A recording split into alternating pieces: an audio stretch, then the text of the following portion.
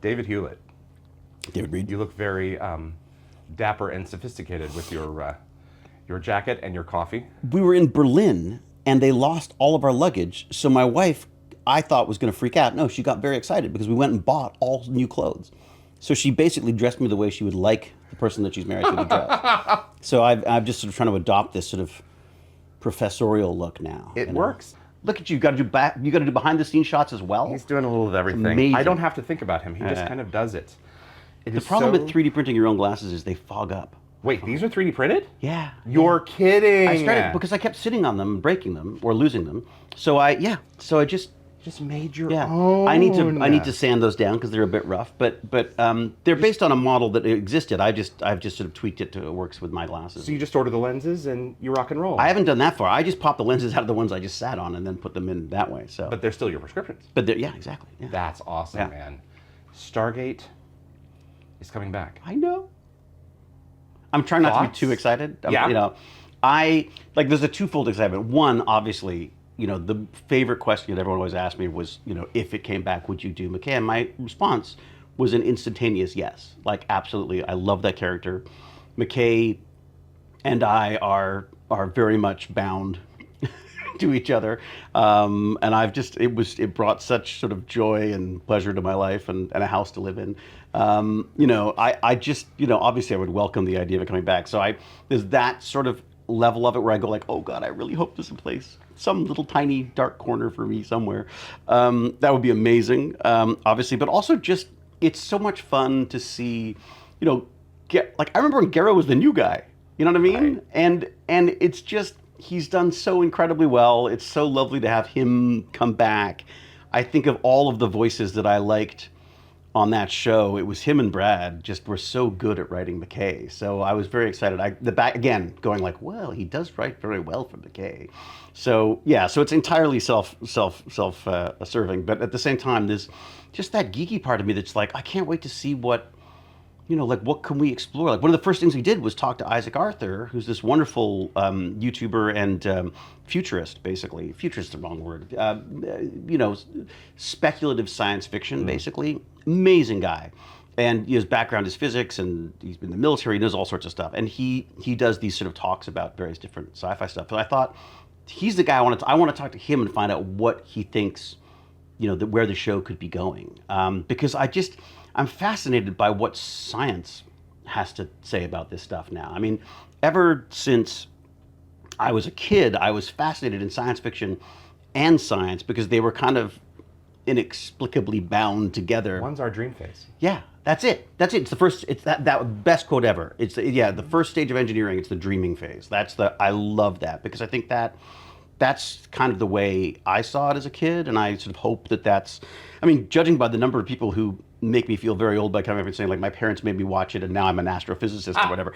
That is both horribly you lived with them depressing. Until you were 30, right? Yeah, exactly. Yeah. Everyone does that now anyway, like 21? Yeah. So it's you know, the fact that my son is now in university and he wasn't even born when we were finishing up I guess the last season. But so it's just the time has moved on, and yet I still feel very sort of, I mean, to be honestly, possessive. I mean, of it all. I loved it. I loved the people. I loved working on it. It was amazing. Yeah. So take me back to November. Did Martin call you? Did he email you? Martin is, God, classy guy. You know, God. I mean, I want to say bad things about him, but it's what we've been hearing is hard. Everyone was like, really, like this was a great way to. He was so smart. The concept. I actually texted him today and said because I watched the latest Gate World. Dial the Gate. I guess it was a combo. It was like a combo. It was a combo. Yeah, I appreciate that. All the same. Because I mean that's my news in the same way that it was my. I mean that the Gate World community was my way into the show as well. Like when I've said this a million times. When I first showed up on SG1. It was they printed out your Omnipedia. I mean, so that I could read it. I don't know. It's like my sister faxing me a website.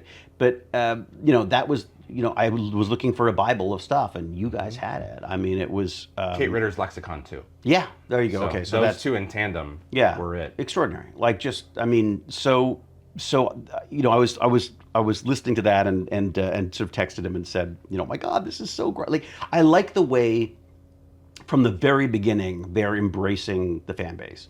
Because the reality is, Stargate's a great concept. It would have been a great movie, and then that would be the end of it, right? It'd be like, oh, I love that movie, and that would be the end of it. But because of the show and because of this amazing collection of people who it just spoke to at the right time, it was the birth of the internet, the birth of, of all sorts of technologies, and the changes that have happened throughout that show. It's amazing. So, I'm very sort of excited to see what the next stage is. I mean, whether that is as a fan watching it at home or even better, someone involved. That's the thing. We've all spent so much of our lives with this thing now. Yeah.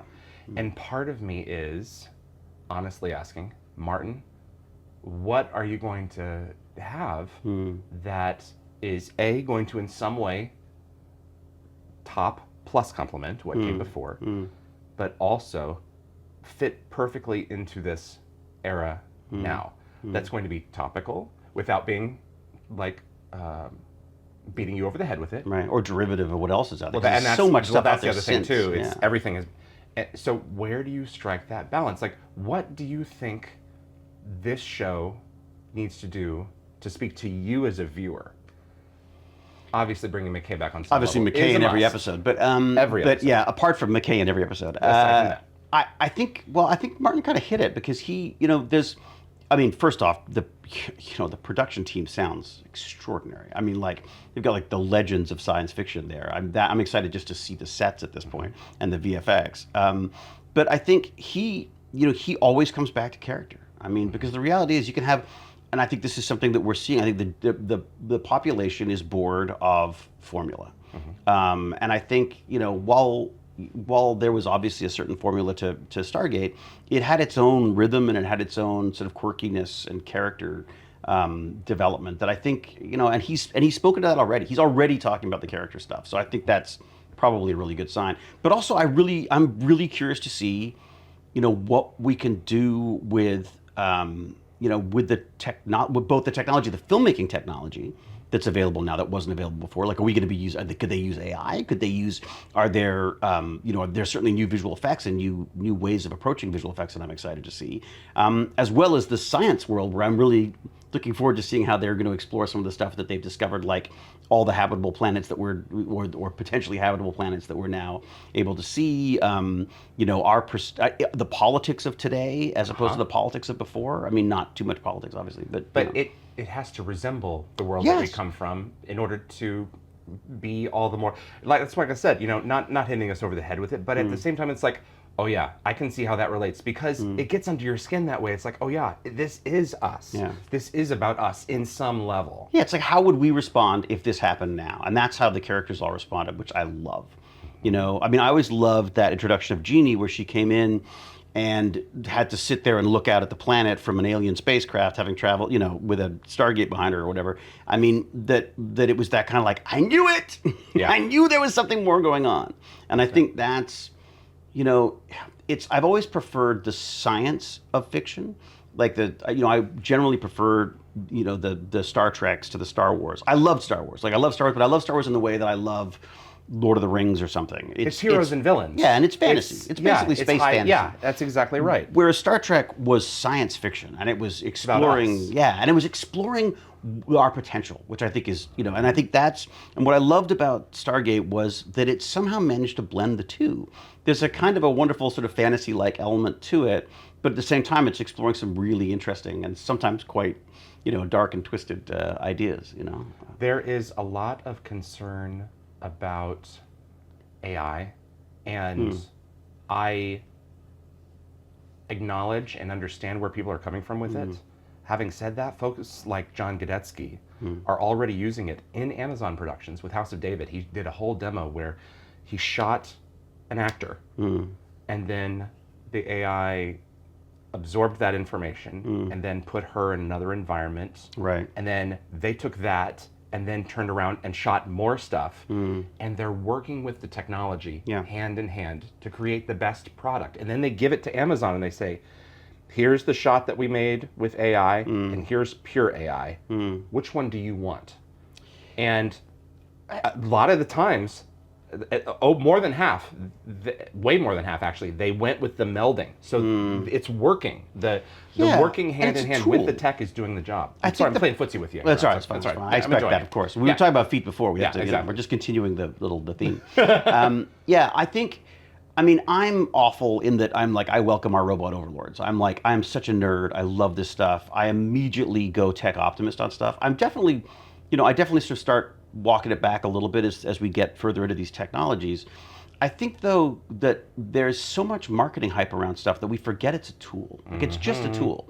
And if you want to, there's a lot of human slop out there. There's a lot of really bad writing and television and films and whatever. You want to make that stuff and AI can make it faster? Of course, that makes complete sense. But if you put some smart creative brains together with those tools and technologies, that's where it gets exciting to me, because that's where you go like, who cares if it's AI or not AI? If it works, it works. It makes you feel something. If it makes you feel something, exactly. And I think that's the thing. The weird thing about AI for me was that, I didn't question AI. I questioned what it was to be a creative human. Like, are we just a collection of the not terribly accurate understanding that we have of the world that we live in and of the books we've read and the television we've watched or whatever? Like, one of my sort of infamous arguments with a friend was, I said, well, what if we could write an AI? He does not like AI. So I said, well, what if we wrote a program that could tell you what all of the inspirations were for that AI to think, then we could send money to whatever the artist. And he's like, great, perfect. I said, what happens when I run your content through that? And he's like, well, nothing, because mine's not AI. And I said, well, no, but you're also going to have, you can't help it. You're being influenced by all the things that you've seen as well. Absolutely. You don't even know. You're a faulty version of this. Yeah. Like, is it possible that creativity isn't something that's innately human? I mean, that's terrifying to think of. As a human, what's our purpose then? Like, I love that all of a sudden those like dropout philosophy students from where you go like, you're taking philosophy? Oh, great. All of a sudden, things like the trolley problem and all these issues that have come up in sort of pure academic circles are now coming to bear in our life. That's like, right. how are they going to affect us? How is it going to work? That's right. I'm so excited about it. I'm also excited about it because I feel like I'm on my way out as opposed to my way in. I think the way in... You guys can deal with the catastrophe. We're going to flip all the switches and press the button. Kind of. I mean, I think it's really... It's going to be... I think there's a lot of opportunity out there, I think, for people if they're creative and they're willing to do the work. But I think there's a lot of people who, I think, fall back on it's wrong because it does what I do okay. It doesn't make it go away. You're going to have to. It's kind of hard to deal unlearn with it. Yeah, you may not like the internet, but by now you're probably on it. Yeah, same thing with cell phones. I remember a lot of people. I'm never getting a cell phone. Oh, and then a smartphone on top of that. Yeah, a smartphone. Like, the internet. I don't need email. I mean, like, I've been through this so many times. I'm so freaking old. I've been through this a billion times with different things, and watch things balloon and pop, and I think it's really exciting. Really exciting. I mean, I can't wait to see. A perfect example, a friend of mine who we did a little photo shoot for a pitch that he was doing, and the pitch didn't work out right then, so he went back to revisit it later, and all of a sudden there's AI, and he goes, well, wait a second, and he took the images and he worked them with some AI and used his eye to take his image that is now being animated and pick the moments that worked and cut it together into a little promotional trailer that's going to help him sell the movie, which he would not have been able to do before. And there's nothing uncreative about that to me. That's not AI doing the work for you. He couldn't afford to do that otherwise. He wouldn't have been able to film the project. It wouldn't be, that's impossible. So all of a sudden, there's this brilliant filmmaker who I love, whose work I love seeing, is now able to pitch stuff that way. And I won't say names because this is the weird thing, is it's so polarizing now. Like, there's some people who feel that you've somehow cheated the system if you use AI. Yeah. I'm not a believer in that. And I don't like the idea that people are being, having awards taken away because they used AI on a game that everyone loves or whatever is, recently has happened in the games world. I mean, if you love the game, who cares who made it? One of my favorite artists that I've recently discovered is he took his name from a Terminator 2 quote. His handle is his alias is Wolfie's Just Fine. Okay. One of all his right. songs is Todd and Janelle. Oh wow. Okay. All right. He does everything in every one of his pieces. Huh. And he's using, I don't believe he's using AI, but he's using synths and he's using tools and he's using the technology that music packages offer now to create and I'll share some stuff with it. yeah, to please. create and compose music, and it's so refreshing. I mean, it's up there. He's up there with Deadmau5, and he's up there with. Well, look at it's DJ. like- DJ is a perfect example of Yeah. that. I mean, DJ, when it first came out, everyone's like, "You're just playing someone else's record." It's like, no, you're not. You're using that as an composing. instrument. You're composing. Another example I use all the time was I was in a band, terrible band, when I was in high band. school. Yeah. What'd you play? I was the drummer. You played drums. Well, and at the time, the drum machine came out, and everyone went, "Your job's done." And then the synthesizers came out, and everyone went, "Oh my God, we don't need instruments anymore." Well, guess what? Yeah. I just went and saw Beck play, and he was with a full orchestra. Yeah. I have not seen a band in the last, 10 years that doesn't have a live drummer and, percussion or whatever. I mean, the It's a reality tool. is, yes, it can be replaced. It's a freaking tool. And and look, and it means that people can get their creative ideas out there without it. I think it democratizes the process. I mean, film has always been elitist. It's like you have to have the time, the money, the energy, the connections to get into this stuff. You know what I mean? And if you look right for whatever they're looking for at that point, you're in. If not, good luck. Yeah. I mean, so I think these are just. Yeah, I think these are really exciting tools that could allow people who wouldn't have been able to make this stuff previously. What about people with disabilities? Oh, How does my someone who can't gosh. move make a movie? Well, guess what? He can now. AI can Are now you do going to that. make him feel bad that he didn't have to hire 20 people to do X, Y, or Z tasks? Exactly. Yeah. Well, I look at it like this: the Winter Olympics just finished. Ilya Melinin. Kind of fun, wasn't it? It was pretty extraordinary. The fact that he can do quads now everyone else has to do quads. Yeah. Are y'all going to feel bad that now because one guy is able to achieve this, that y'all have to up your game in order to compete? That's interesting. You have to continue to increase your horizon. Yeah. And if you can rise to meet up with it, that's great. If you can't, it doesn't mean that you can't. Well, you can still find your place. You can still find your I mean, place. that's it. I mean, I think there are drummers who are never going to use electronic drums. To this day, that's fine. There's going to be people who don't won't need use them. synthesizers. They don't want them. That's not their tool. That's right. I mean, but the idea of saying you can't use that as a creative part of your creative process seems crazy to me. At the same time, I understand that feeling. I mean, there are some people who still like to write in notebooks. I still have a notebook that I write jot notes. I in saw you because- carrying one well, around at because lunch. because for some reason Yeah. that process for my ridiculous little squirrel brain. No, you're locks physically stuff in there. interfacing with something. It makes and a it's- difference. Yeah. I've heard that when people write, depending on the person, it does help them remember it better as well. I used to write on particularly difficult speeches on Stargate. I would write out the words beside the words on the script. So I have scripts that are like with me just writing out the words, usually spelt wrong. Like just and you would internalize it better. and it was that just way. a way of Isn't that yeah. interesting? It was just I think my I'm either completely focused or completely unfocused, and it's the one profession I've discovered, acting, which allowed me for some reason to focus in a way that allows me to do those scenes. I mean, which is extraordinary given how completely scattered I am the rest of my life. If sidebar, if you didn't have a chance to review the material the night before, would you sync with it, or could you make it work? You can always make it work. I find it just raises I think I must be a bit of a control freak because I want to have time to play with it. It happens all the time, and we're very lucky on Stargate. It was rare that you would get new scenes on the day. That they were way ahead of us on that stuff. Good. But there are other shows that show up, and suddenly you have completely different. I mean, and you just do it. I'm not sure that I'm good at it. I think I have to really just go and hide. I can't. Some people could just look at it and go, okay, yeah, and they're done. I'm always like, damn it.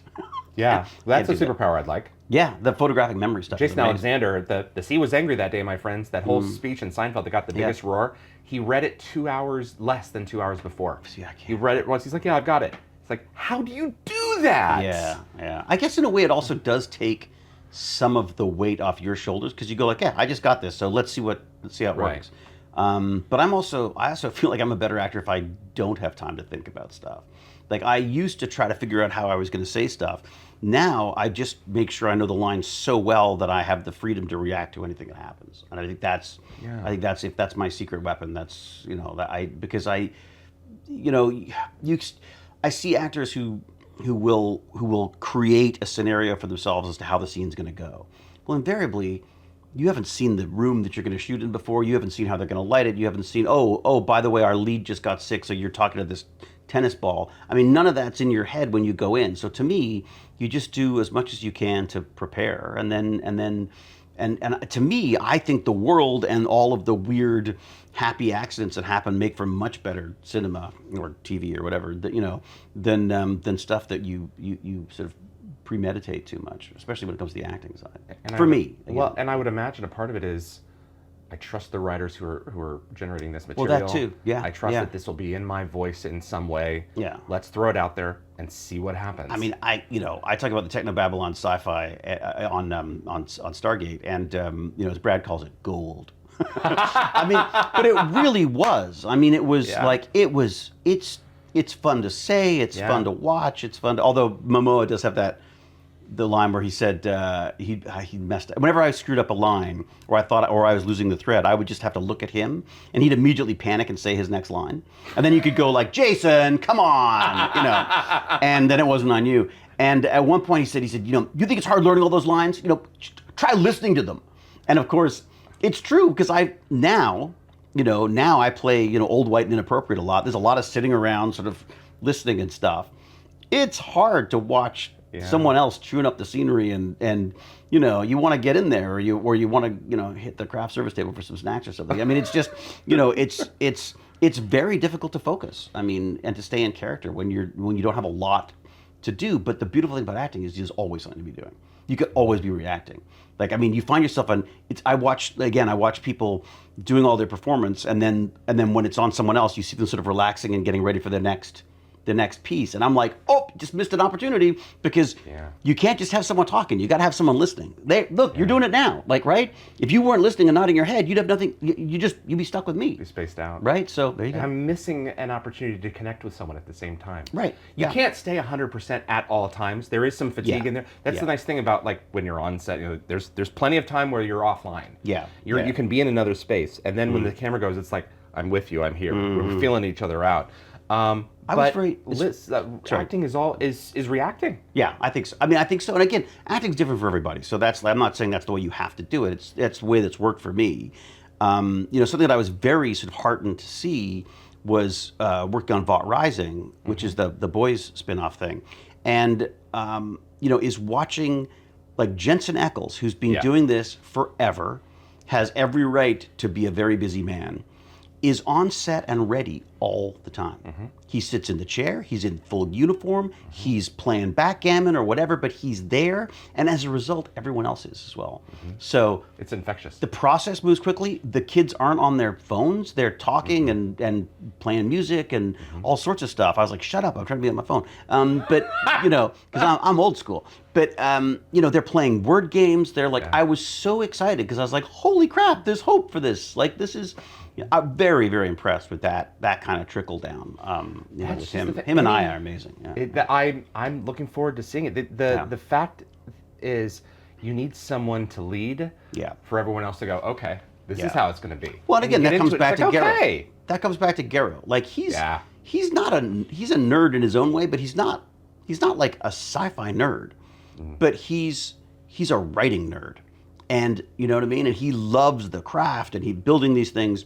And the trickle down there, again, is like he knows his lane. He knows what he's good at. He knows to bring in people who are better than him on other. That's it. He knows people. If he's telling the VFX people what to do, it's not going to be good VFX. You bring in a great VFX person, and they're telling you ideas, and it makes you more creative. And I think that's why I'm sort of looking forward to this, because I think that there's going to be spectacle. Of course, you need to have that. I understand that, but there'll be a heart to it, and I think that's what I'm really looking forward to.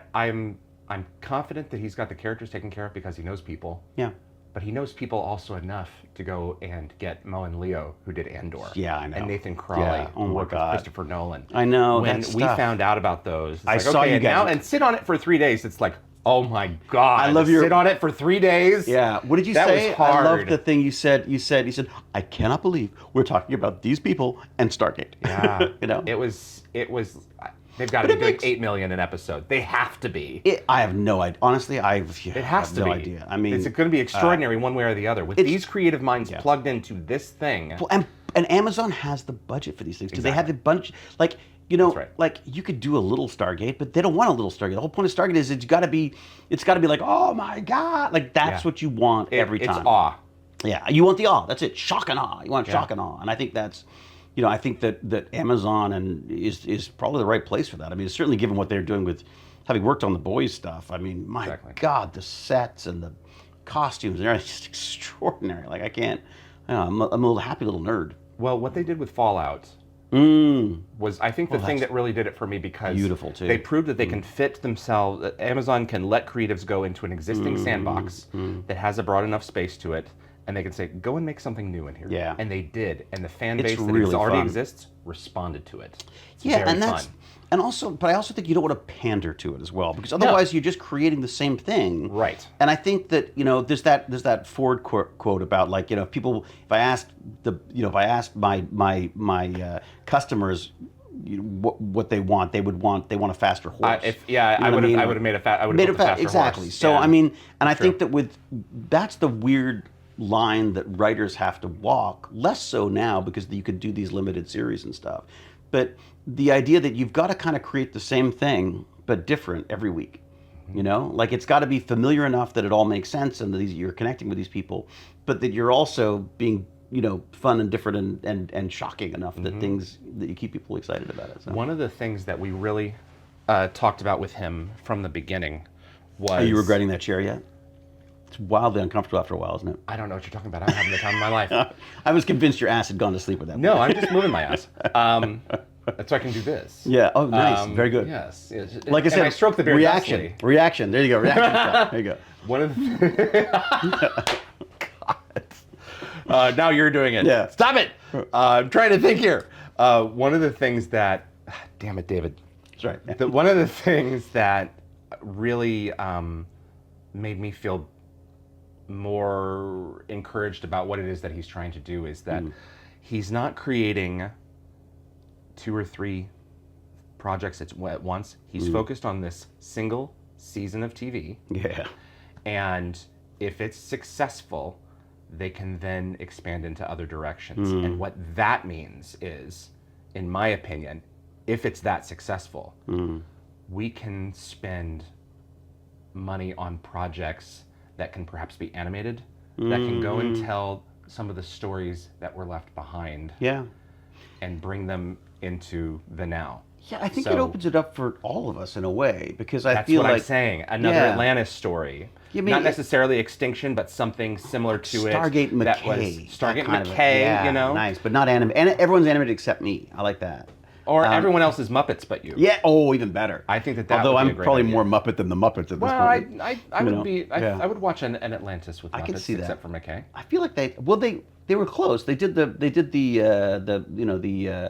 Thunderbirds puppets. They were marionettes though, weren't they? Yeah, those were definitely marionettes. But yeah, no, I think that we've got something here. It's kind of like The Simpsons. Mark, are you watching? It's kind of like The Simpsons, where there's no, there's almost nothing that Stargate hasn't done at this point. Like, so,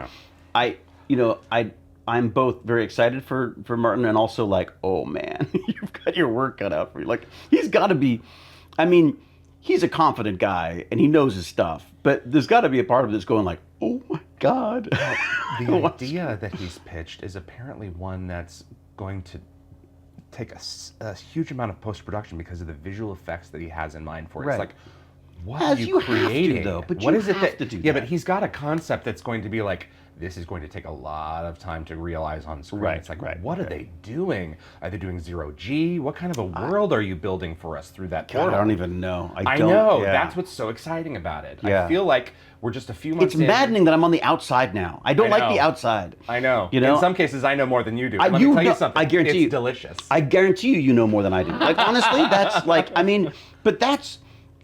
which I hate, but well, I do. I like being the inside guy, but at the same time, I think there's, again, I have at this point in my career resigned myself to the fact that I am an actor, and the actor comes in at the last minute, usually screws everything up, messes with schedules, all that stuff, And then gets it right. and then hopefully Yeah. creates something that's in the world that you're That's right. working in. But it's always been frustrating to me how little there is to do to acting other than learning your lines. So learn your lines, be on time, try not to eat more than your share. I'm working on that. And don't bump into the furniture, basically. But you're creating and co-creating for an IP that you love, Well, that helps. that you too. would watch Yeah. anyway. I mean, that's the thing for me is that I never got tired of playing McKay. Yeah. I never got tired of being McKay even after we stopped the show. Everyone's always like, "Oh, are you pigeonholed?" It's like, "Yeah, pigeonholed." That I love that work. I stand by that work to this day. The idea that I could do anything more with that character, I don't. There's nothing I wouldn't want to do with McKay. But let's be fair, he's also a lot of you. Oh, He's- God, yeah, He's yeah. you if Yeah. you chose to be really insufferable I think on a certain level. Yeah, and I think there's certainly insufferable parts to me as well. Ask any member of my family. But I mean, And on our worst days. exactly, on Yeah. the worst days, exactly. So you would always tell me Jane would let you do it for McKay for like 5 to 10 It was minutes. and you'd 15. come with I got the 15 snapping minutes till I fingers got home, pointing, and then she would kill it. That's it, exactly. And that's fair. Yeah, that's, and I think that's. Look, it's also. I mean, I think that's the act. The problem with acting is it's difficult to sort of leave it, and I mean, like I think I'm getting much better at compartmentalizing stuff now. Like, we were talking about talking to Baz about filming or watching shows and stuff. The reality is, my acting is my acting, and I've got to the point now where I think I'm quite good at going like, okay, that's over there, this is over here. I love my science and tech stuff. I mean, I love doing that. That doesn't mean I don't love the acting any less. No. It's just that I get to be a little pickier and choosier now, and it's quite nice. Is part of it because you feel that you have less to prove, and so I'm going to do this because I want to do it for me, or I want to do it for the people that I enjoy being with? I think There's a certain freedom to that as well. Yeah, I mean, I got into it for all the wrong reasons. You did? Yeah, I wanted to be famous. I wanted to be James Dean, Really? basically. Okay. I wanted to be James Dean. I ended up being C-3PO. mean- But it's. I mean, well, C-3PO would be even better. But but I got into it for the wrong reasons, but discovered in doing it, I found the love, found the work, found the that it wasn't just posing and smoking cigarettes and leather jackets and stuff, and then reading about him. I vividly remember like reading stories about him and then going like, wait a sec, I don't want to be that. And then, he was inspired by so and so. Oh, let's read about him. Oh, no, I don't want to be him either. Like, and you find your own place in it. And I love doing. I've said this to Jane a million times. I hate being an actor. I love acting. Yeah. Like I love even the auditions. I don't like auditions, but I love setting up all the cameras and trying to get the right seat and how to make it work. Like I love that we do this at home now instead of going to these, because I have to go outside. I have to meet all the people who are up for the same people parts. are the worst. It's terrible. Yeah, people suck. But the idea that I get to play and I feel at home on set in a way that I just don't feel, and I feel useful on set. Like I know when to step back. I know it's all technical at this point. Like I know, if things are getting tense, I know when to crack the joke. I know when to, to keep things light or to make it heavy if we need to be, or, I love it. I feel very, very comfortable on set now. And as a result, I think I can pick, I can be a little pickier about what I know what's going to work for me and what's not. Can you ever see yourself retiring from this? Can you ever see yourself waking up one day and being like, you know what? Or is it just a matter of modulating amount? I don't think so. Yeah, I think the problem is it's a hobby for me. Okay. That also just happens to be my job. Yeah. So, I mean, I got into it making little films with my friends, and we still make films. They're not so little, and Cabinet of Curiosities, and involve Oscar winners and all sorts of stuff. I mean, it's a different world. But it really is. But at the getting heart in the of it, backyard and getting your feet dirty. that's it. And That's hands it. dirty. Like I love the big shows. I love taking that you could take lots of time to do stuff. You got lots of takes and all this kind of stuff. But I think even more, I love that run and gun, like, we're making a movie, how are we going to do this, you know? I mean, I get excited about all the cameras. I mean, like, just doing this, I get excited about the cameras, so, you know. There is such a frontier here, and I'm so looking forward to taking this journey along with you and everyone else. It's like, God, what is he going to do? I think that it has to have the exploration slash inner exploration of humanity component. It has to have the comedy, and I think the comedy's innate because there's nothing. Gero, I mean, Gero can make light. Is so good at just spitting that stuff into look what he stuff. did with Blind Spot. It was ridiculous. Look what he does. With Blind Spot. Look what he does. Look what he does in conversations. I mean, true, too. You know what I mean? Like it's I think that's going to be. I'm not worried about that. That doesn't. I feel like that's a given at this point. You know what I mean? You know, him and Malazzi joking around. I mean, it's like that stuff is going to get into the script. You know, so yeah. Is there anything that you want to show off while we're here? Oh, I've got some stuff right here. Oh yeah, what about that? Yeah. You brought it all the way here. All the way here. So. Oh wow. Oh my It's god. been a while since you've seen this. Yeah. Oh my god, it's heavy. I don't remember it being that heavy. Right? Oh my god. Does it still work? Does it That's power the up? question. Here. What batteries does it use? I guess it's dead. There's got to be battery. Can you get into it for batteries? Yeah, you need a hex key. Oh, do you? See? Oh yeah. You know, it's the universal hex key. That's that it. and the USB port. That's the other thing. That's it. Yeah. That's what I want to know. What kind of cabling are we using on the new Stargate? Oh, they're going to be USB-C. You think it's going to be to connect to the gates? to connect to anything? Well, I mean, What do they do? They got to build an interface for it. Is it going to be fiber? Is it going to be I don't know. Wi-Fi? We didn't have like. I don't know how it's going to We work. didn't even. iPhones showed up while we were filming. Well, the gates, like- if they're using our gate, it takes project's power so from so many different sources. So you could literally just probably put one of those iPhone docks up to it and charge it. A really Right. big one. Right. But I'm kind of hoping against hope that and it's not going to happen, that humanity has developed its own Stargate now. Oh. Well, that sort of makes sense. I mean, we could. And what about Eventually. AI? How are we going to get that involved? I don't know. We're going to have some kind of a modern component to it for sure. Whose ring is this? That's a Wraith ring. Oh, is that a Wraith ring? Oh my God, those poor guys. I know. How are they going to do that now? I Well, if they do Wraith, I mean, don't know what's going to happen there. like, because I mean, we're so used to these like perfectly Exactly. integrated alien races and stuff. Are we going to go further afield now? Are we always I going to? don't know where they're going to go I mean, with it. gone are the days where we sort of just always show up in the same field in British Columbia. I'm guessing. Judging by the fact that he said it's like, yeah, we got to find locations. I was like, locations? Ooh, luxury. Well, they're shooting in the UK. You So. notice that David's like, yeah, you can have that back. Yeah, I was like, yeah. Yeah, well, I want to put something else in your hands. Oh, what do you got? There you go. Okay, there's that. I like. And what is Ready this? for a blast from your past? What is this? Put your hand up. Hey! Oh my God! Is that the original one? Yep. Oops, I broke it. The turtle brooch. The turtle brooch. Oh my God! I freaking love this thing. You know, I made a T-shirt of it. Because I just thought it'd be fun to walk around with a T-shirt with that on. You know? It's funny. There's a couple of people who've actually built their own versions of these. And That's one of the originals. Because that's the other thing. Well, that's the other thing that's going to change as well, right? Everything's gonna be smaller. 3D and- printing.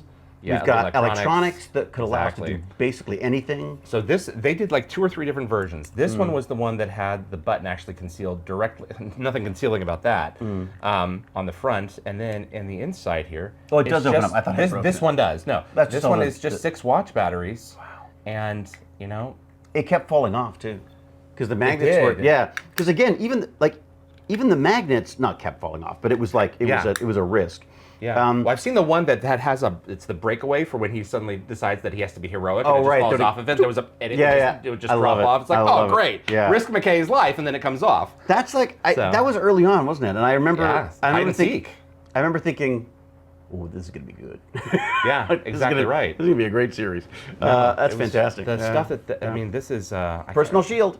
That's it. I think it was. I should have really Peter been Bednaris drinking who my designed coffee this. while I do it. And pour it all over you. I'm sure Jane would appreciate Yeah. that. Oh yeah, we do that But, all the time. oh God, The carpet is so stained at this point. the design on I can't conceive of what Nathan Crowley is going to have at his disposal in order to build. Yeah, It's gonna be mind blowing. It's like whatever, and that's to have 2 years of runway. Oh my God. They're bringing him in now, and they're barely in pre-production. Yeah. Like they're not even calling it that yet. The sets I mean, I Yeah. remember being taken around the set of Atlantis and going, I am so jealous of whoever gets to walk out of those for the first time and go, you know what I mean? Because that's going to be spectacular. Well, or is it? That's the next thing. Or Is it going to be digital? how much of it's digital? How much of it's practical? How much of a, like, I don't know. Everything these days, we're moving back into a Kirk Star Trek era where there's cases. there's the screen, Yeah. and then there's a couple of boulders, and then people talking, you know, and then there's the, and it, you know, it all, it all makes sense, and it parallaxes it all. And I was like, yeah, and it looks like the old, we're now so used to this stuff that, you know, we got to start mixing it up a bit. Well, that's one of the things that Gero keeps on talking about, is that we're going to use the best disciplines of all of them. Yeah. So whatever is the most reasonable, I think, and looks the best will work. And the fact of the matter is, now they don't have to churn out these visuals in 2 or 3 weeks. Oh, that's true. Like, yeah. I mean, there were some of the Oh my shots God, in Atlantis that were amazing. There were others that are like, oh my God, we were like, yeah, they could have spent a little bit more time. Yeah. But it's TV. yeah. You know, it's network. You get what you budget get and you don't get timing. upset. Yeah. That's it, exactly. Good, cheaper, fast. Yeah, and that's it. It's definitely that triangle. Like that's, and you're always fighting with that as well. So, yeah, there was, and also, you know, I mean, they were editing them in little windows like this, and then then all of a sudden we're shooting in freaking HD, and HD seemed insurmountable at the time. We're now 8K. Like my wife just did a series. They shot at 8K. It was a little series, 8K. Like that seems. The cost effectiveness is kind of mind blowing how quickly. But at a certain point, it's like, okay. Well, at 8K, the it gets expensive again. Can't By hard see drives. anything. Well, that's the other thing too. But the eye can't see any more information. It's like, what's Yeah, the point? I don't- And once you get past a certain K, you know, you can AI upres it, and you can't tell Yeah. the difference. A lot of my 1080 stuff, I've also shot in 4K. Yeah. And then I took some of the 1080 copies and upres them to 4K. I can't tell. Can't tell the difference, I, yeah. I put it Well, alongside. it also the depends on data what you're 4K. looking at. Yeah, that's true too. I mean, a lot of this stuff is going to be streaming. A lot of it's going to be, some people are going to watch it on a big screen, but frankly, most people watch it on their phones at this point, or That's right. iPads, or whatever. I mean, I'm like through a the web old browser. man.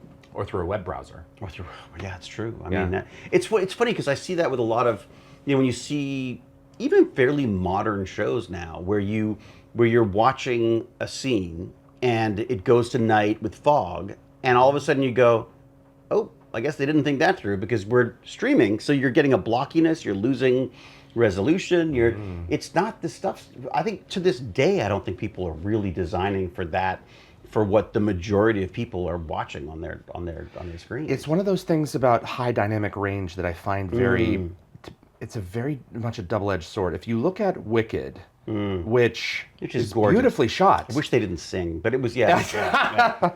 It has this like Candyland kind of texture to it. And then you look at Dean Cundy's work in the 90s, going from Jurassic Park to like The Parent Trap. Yeah. His use of light and dark and depth, there is something that is so cinematic about it. And that they hold up better. That holds up better. Well, that you lose with HDR. And we've also seen this, I think, with, and we're going to see this with AI as well. But we saw this with CGI when you went, oh my God, you can make anything look terrible. You know what I mean? Because all of a sudden, all of those films that went like, hell, we'll do it in visual effects later, they don't hold up anymore. Like the effect, oh my God, the things I've been in where you look and you go like, wow, that like literally, there's an Instagram filter that could do that monster. It gets the story across, but at the same time, it's like, are you going to remember it in 20 years? But what doesn't age is, and again, I think there's a big push right now to say that, we didn't use AI, we didn't use CGI, we didn't use CGI. Yeah. Yes, you did. Yeah, you absolutely did. Yeah. You just didn't use it to make that element or Right, whatever. exactly. I feel like there's like sort of they're becoming bad words, and I think there's a whole artistry to the CG side of stuff as well, which I think is not to be underestimated. I mean, if you look at, you know, it's the best CG is stuff you don't know is CG. That's right. You You're know? not even looking. That's the thing. I watched Top Gun Maverick, and I was literally thinking every single plane in there is real. Yeah. And then I watched the special features at the end. It's like, no, they had a plane, and then they used the CG to duplicate it. So they had Or a F1. reference point on screen. Yes. F1, another example where you go like, Exactly. okay, well, so we've got the cars, we skinning them with different. I'm like, yeah, you're skinning, you're changing you changed the cars, you added rain where there wasn't rain. Yeah, and you have a point of reference though that's real, Yes. so that you can make it exactly the same. That's That's the trick. Yeah. And yet, but also, I think, and if you held that for too long, you're going to lose your audience. Well, because it comes back down to our attention spans, it's how, it's filmmaking. Like, you got to, the stuff that holds up, and when you watch, like, go back and watch, 2001, there's only a few moments where you go like, oh. Yeah. You know what I mean? But they were For the most part, For the most part, you're like, I get it. I'm there. You know what I mean? I buy it. I'm trying to think of another one that I saw recently that I was like held up really well, like surprisingly well. But then look at things like Sinners, where you've got. I haven't seen it yet. I'm getting ready to. I'm really looking forward to it. I didn't know that it wasn't two different people playing the leads. I did not know it was the same actor for both. Performances were so different. I'd never seen him before anyway, so I didn't know whether he was going to be dead in a minute or what the deal was. Beautiful film. Oh my God, I've seen it like twice. with Moon.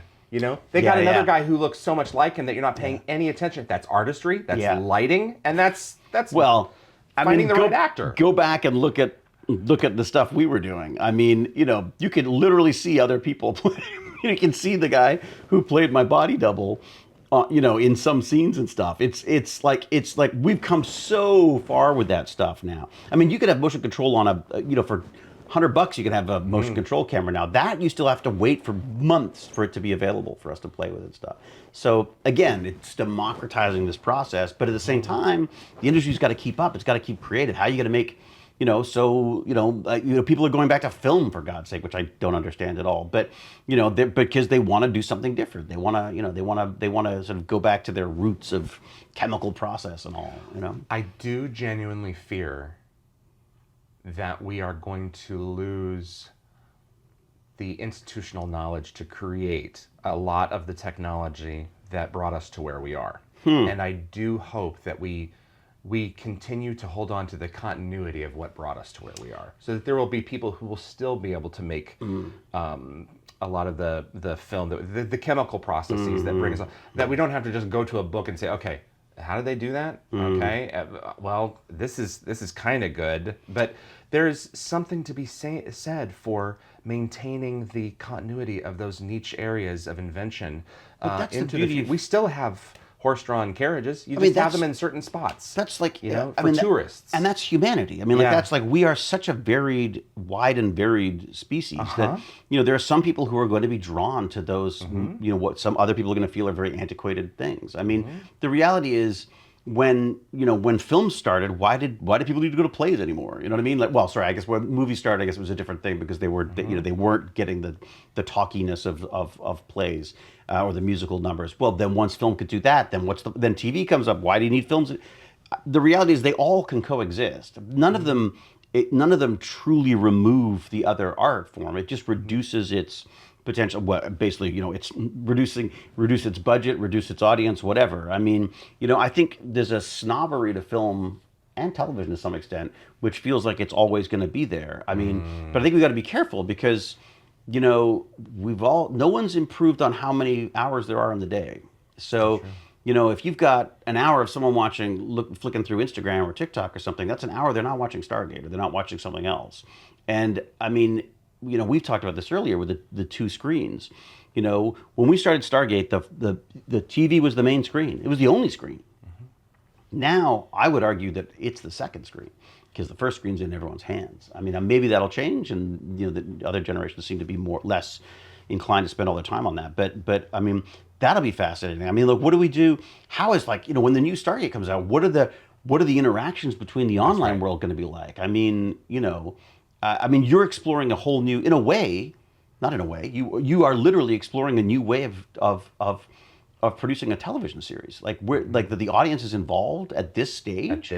And that the process is being shared. I mean, the reality was Stargate didn't like sharing, behind the scenes stuff. They didn't, it wasn't a part of the. I didn't feel that way, but I see where you're coming from because they did want to be able to surprise us. They wanted to surprise, exactly. You blow up a Surus, and then 5 minutes later we see Weir in the chair of an Asuran ship, and it's like, okay, whoa, what's going on there? I mean, those were big tentpole moments. But there was definitely a sense of hiding how it's made, like the magic, because you don't want to lose the magic. And I think that is something that I do miss. I miss that feeling of like, wow, how did they do that? Everyone knows everything's done now. Yeah. I mean, interesting story. My son recommended Marty Supreme to me. And I was really surprised. I was like, "That you like that movie?" I hadn't seen it yet. And he said, "Yeah, you got to go see it. Got to go see it." So we went and saw it in the theater. And I was like, "Yeah, it's great." I mean, I thought good performance. I liked it. It's an interesting film. Their style of filmmaking is very sort of I'm in not your familiar face. with it. Okay. It's amazing. I mean, like it's absolutely worth seeing. Okay. But I've seen better films. I just thought it was great. I was surprised that this was the one. And I suddenly realized the reason why he liked that film and that film spoke to him so much was because he was trapped in a theater watching it, right? Because if he was watching that at home, he'd have his phone going, he'd have like a laptop, he wouldn't be as engaged. When you're stuck in a room, forced to just focus on that, not even forced, that you allow yourself to just focus on that, it's a completely different experience. Like I'm really hoping that we can have like watch parties for the new Stargate. The idea of like going into like a big theater and watching the pilot episode of that show live with a bunch of people would be freaking We've deserved awesome. that. We've been out of the game for 15, 16 years. By the time this thing comes along, for sure. When's the last time you saw something live performers? Oh, Jesus. Trying to think what the last thing I would have seen was live. It was probably Beck. Yeah, probably Beck in concert was the last. Okay. I went and saw The Shark is Broken with Gildert Jackson, Janice. The Shark is Broken? The Shark is based on one of the... The Jaws? On Jaws. Wait a second, wasn't there another one? Wait a second, is it the one about they're all... the play. Yeah, they're all sitting in the boat. They're all sitting in the boat. I saw that. You did. I saw it with Harris's... Was it Harris's? Who is it? Who played the lead? Yes. Yeah, his son. Yeah. Yeah, he also co-wrote it. Oh, great. Okay. So yes, so you saw the right. I saw it. I gotta say, I was kind of disappointed. I guess because I was so excited about it. I love that story. I love that's filmmaking in a nutshell to me. The Shark is Broken. It's not. I didn't realize it was called that. The Shark is Broken. No, and him working through the speech throughout the production. Yeah. But just interfacing with performers on stage, they're getting your reaction. Yeah. You're getting the reaction of your peers watching it. Yeah. As we get more into this space, I find in talking to people, especially creative people, are drawn to that more and more of finding a human connection. Yeah. And those of us who feel that we're missing it because we experienced it before will have the benefit of taking advantage of these spaces. But these young ones growing up, if they've never had that to begin with. Well, if it's always available, it loses its sense of it. The thing that I think people forget or had forgotten was that these are events. Yeah. The reason why sports is doing so well is because you can't, you can show it later, you can show clips or whatever, but the idea is you're not sitting down with your friends and watching it later. The communal experience is gone. And so with sports, you can have that communal experience. Yeah. I think with film and TV, it's a little trickier because it's not necessarily day and date. People aren't. I mean, there's obviously going to be Stargate people who are waiting for that thing to drop and will watch it the moment. But the reality is, you want that community, and I think that I love one of the things. Look, one of the things that got me into acting and science fiction in the first place was an after show after Doctor Who. We've talked about this before, where a scientist or a sci-fi author, Dr. Dater or this wonderful whose name I've forgotten now, but a sci-fi writer, they would talk about the potential science that we've just watched in the show. Why was that there? It wasn't there because someone was a genius that came up with it, but it's there because they had a block of time to fill.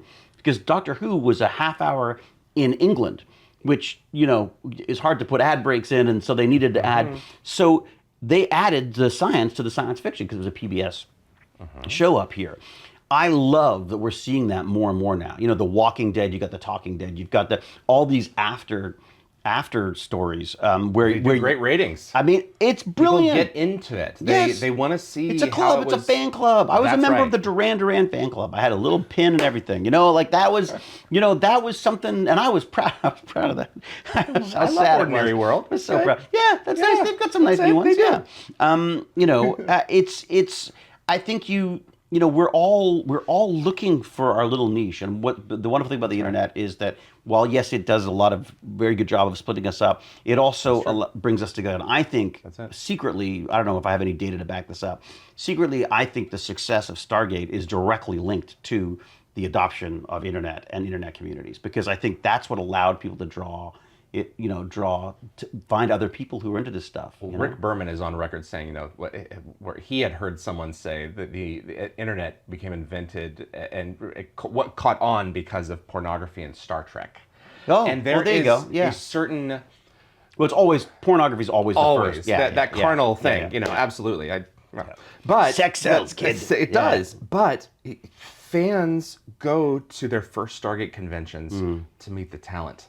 They come back to be with each other again. I was humming and hawing about going to these things, and we've talked about this, about the, how much of this stuff do you feel comfortable monetizing? How much do you don't?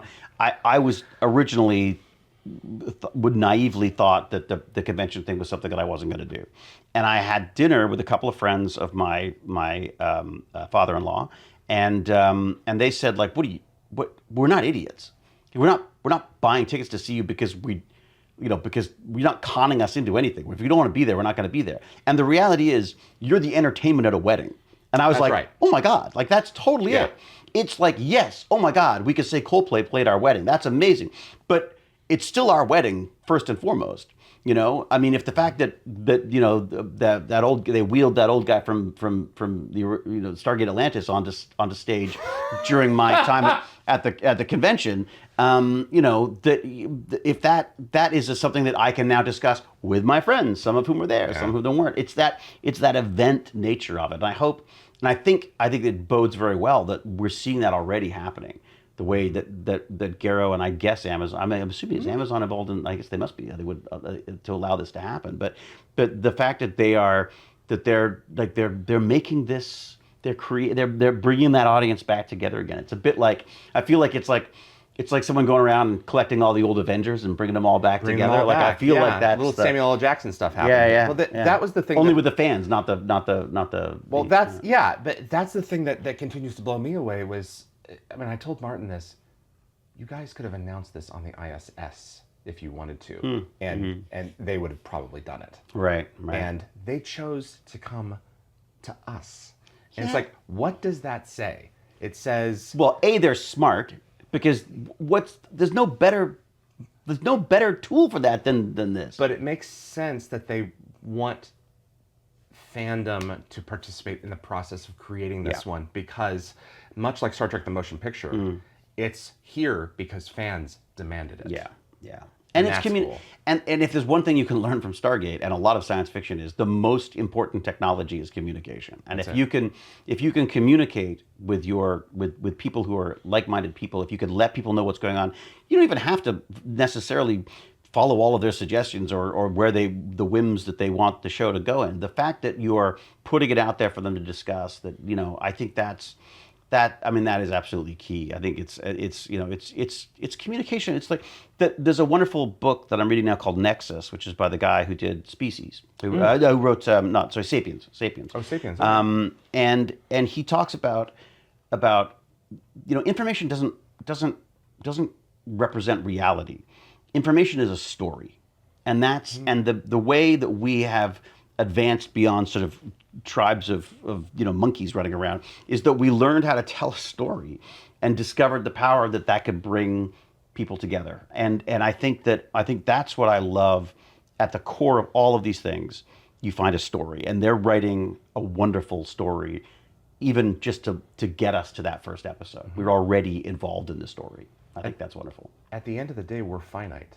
Yeah. And we view everything through a lens of a beginning, middle, and end. Because when it comes down to it, that's really our nature. Well, and Hollywood's dodging that now. Like, I feel like Hollywood doesn't even bother with a setup anymore. We just go middle and then middle, because they don't even end. Because they're often like, well, if it works well, we'll do it again. And it's like no, finish the damn story. You feel something disingenuous about it. Yes, it feels half baked. Well, as soon as you start talking about its IP, as soon as you start talking about IP or whatever the content. Yeah. How can we milk this thing? Yeah. Then it becomes a product. It's not a story. And we were talking about marketing. I mean, marketing is just telling a story. I mean, having a conversation is just telling a story. You got to, I mean, it's I think that no matter how much technology, no matter how much things change in the world, there's the innately human element of all of this is our ability to tell stories and to connect with people through them, and also our love of it. like that. Even if you don't watch films and TV, you're still getting your stories somewhere else. Even if they're little tiny, short little verticals or TikToks or whatever, the popular ones are the ones that stay with people. Tell some kind of little story. So Tell me about any updates to your story. You gave me this. Thank you, by the way. Yeah, you're welcome. Absolutely. The little Tech Bandits Beautiful coin. piece.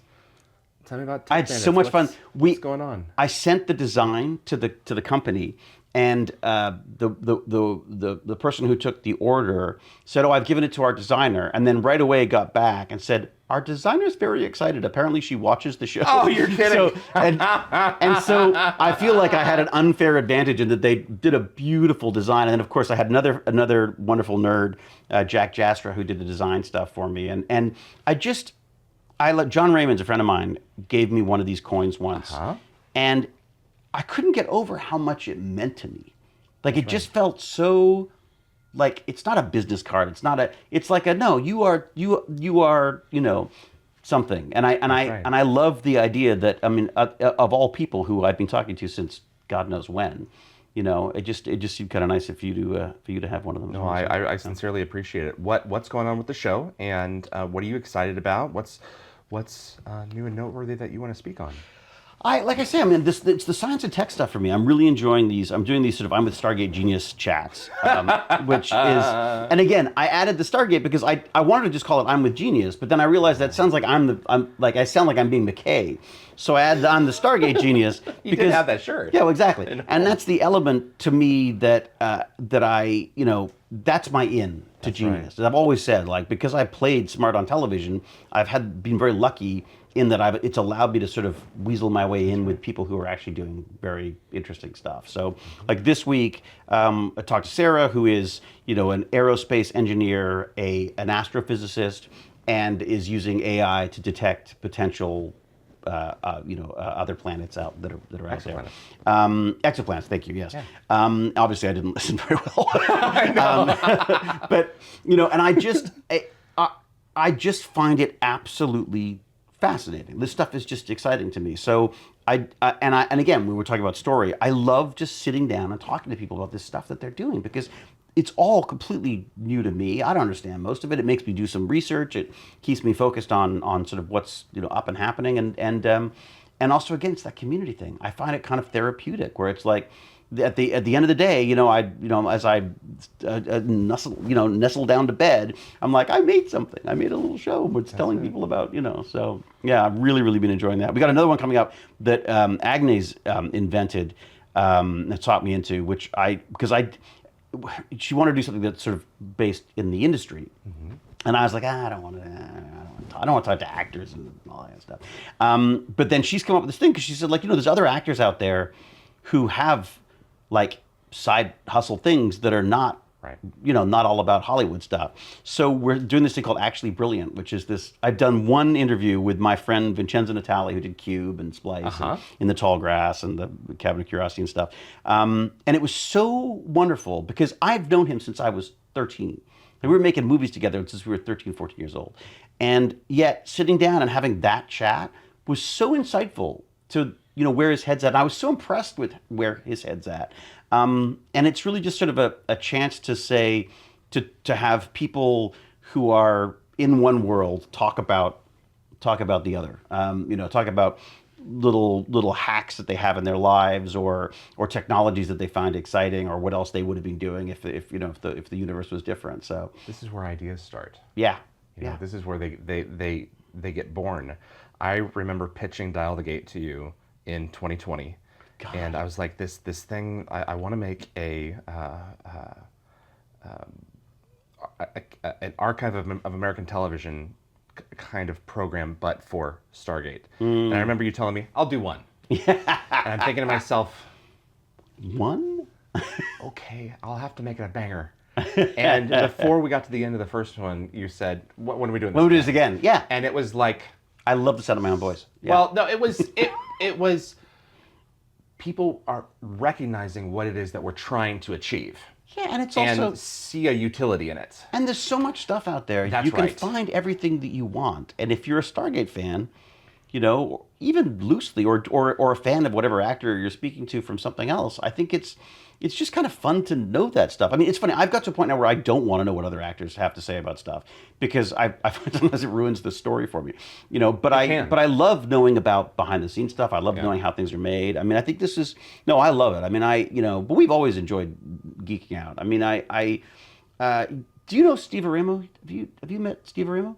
The name rings a bell, but I never met him. Steve Arimo is this amazing writer guy. He used to write for Sci-Fi Magazine and stuff. Okay. He has his own website now, but he has all of these archives of like most of them audio of interviews he's done with all these old sci-fi actors. You should talk to him because I think it'd be a fun kindred spirit collab because I think the stuff there'll be overlap there. Okay. And it's new content that's old. I mean, it's you know, and he's also like the most wonderful guy. Like he's got this Boston accent, and he's just, you know, he's wonderful man. And he's got a book coming out actually. There's a book that he's got of interviews that he's done. Okay. So I should put you in touch with him because he's wonderful. He's got this I can't remember the name of his blog now. Like he's so old school. He's got like a blog. You know what I mean? So like Joe Malazzi. Yeah, you know? Yeah, it's Malazzi. Oh my God, yeah, Malazzi's like absolutely. He was built for the internet. That guy. Yeah. Yeah. It has been wonderful catching up with you. Oh my God, it's such I'm so glad we got to do this. This was terrific. You know, and it wasn't just because he bought me lunch, just so you know. It was a good Greek lunch. Yeah, we'll work for food. No. Basically, we'll interview for food. So I was texting Paul McGillian. Oh, McGillian. And I was like, I'm going to be up in Toronto. Is there anyone over there that you recommend I reach out to? He's like, Hewlett's up there, but you know, Hewlett. And I'm like, that's right. David's he's not in Vancouver. Yeah. And so I called him. I emailed you like at 8:30 last night, and I was like, is that what it was? Well, it wasn't that late, but it was pretty late. Like I say, I like last minute because if I have time to think about it, I'll figure out why I can't do it. Yeah. I'll talk myself out of leaving the house. So yeah. This is a great time to be a Stargate fan. Yeah, and I think this is a great time to be in tech. And you know what? There's going to be shit stuff happening in the world. Oh my God. But that was the beauty of Stargate.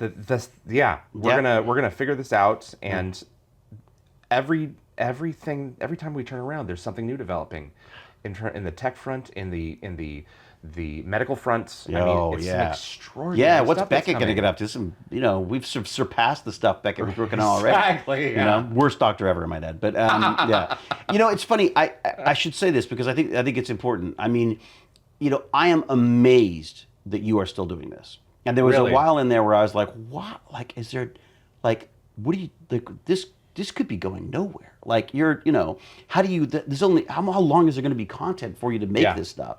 You know, but you were always there, always did it. It's the same thing with the fans. This show wouldn't be happening. I wouldn't still be getting to wander around the world and talk to you and see people if it wasn't for that fan base. So I mean, you should know there is a power there, like a huge. Discovering more and more all the time. The thing that blows me away is how much more there is to learn that I didn't even know there was. Peter DeLuise emailed me not too long ago, and he said, I'm learning things that I didn't know about, and I worked on it. Yeah. And it's like, that's powerful. I gave up on that a long time ago. Like I used to think that I was supposed to be the fountain of knowledge for this stuff, but now I'm like, I will crack a joke based on whatever it is that you've got, content, you know, things that you've got about the show that I have no memory of at all. I mean, I literally have already forgotten what I had for lunch. But, well, that's you know, the nice thing about senility is rediscovering some of this stuff. You know, like, oh, that's pretty awesome. I knew that this afternoon. You're here. Right. When did you get here? It's good to see you Whose again. house is this? It's nice. There you go. Pleasure, man. For all of us. It's so good to see you. Thanks, pleasure, brother. I'll do appreciate that. You. Yeah. Cheers. Indeed. Awesome. Appreciate you as well. Thank you. Awesome. And appreciate you. Thank you for staying awake. Thank you, Remington. Poor guy's just like, oh, shut up.